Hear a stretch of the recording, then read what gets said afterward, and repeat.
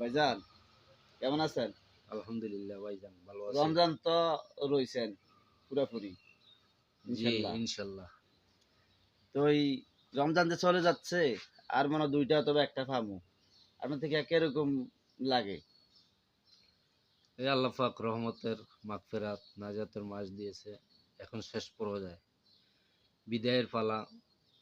আল্লাহ পাক আবার যদি হায়াতে রাখে, 1 বছর পর যদি পাই আর কি, হায়াত থাকলে তো বিদায় যাইতেছে মাহে রমজান। এই জন্য আমার থেকে অত্যন্ত অনুতপ্ত এবং আফসোস লাগতেছে, রহমতের মাস আর পাই কিনা, আল্লাহ পাক হায়াতে দেয় কিনা।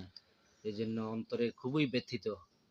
আল্লাহ পাকের কাছে দোয়া করি আল্লাহ নিয়ে আগামী বছর পর্যন্ত আমার হায়াত বাড়িয়ে দেয়। ভবিষ্যতে পাই না না পাই হ্যাঁ, রমজান এবং কি অনেক কষ্ট আমার থেকেও লাগতেছে এই জি তো। জি ইনশাল্লাহ, আমার থেকে জি কষ্ট লাগতেছে ইনশাল্লাহ।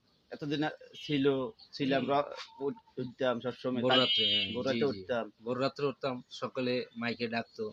জি হ্যাঁ, ফ্যামিলির সবাইকে নিয়ে সেহরি খেতাম, ইফতারি খেতাম। এটা আনন্দই অন্যরকম ছিল এই 1 মাস। জি এখন এই আনন্দ আমাদের থেকে বিদায় নিতেছে।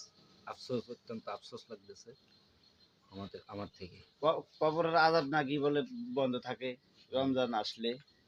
রমজান মাসে জি, কবর আজাব বন্ধ, বেহেশতের দরজাগুলো খুলে দেওয়া হয়, জাহান্নামের দরজাগুলো বন্ধ করা হয়। হ্যাঁ, মুমিনের জন্য। আবার যারা রোজার মাসে মারা যায় তাদের জন্য তো ইনশাল্লাহ রোজার মাসের জন্য শাস্তি বন্ধ।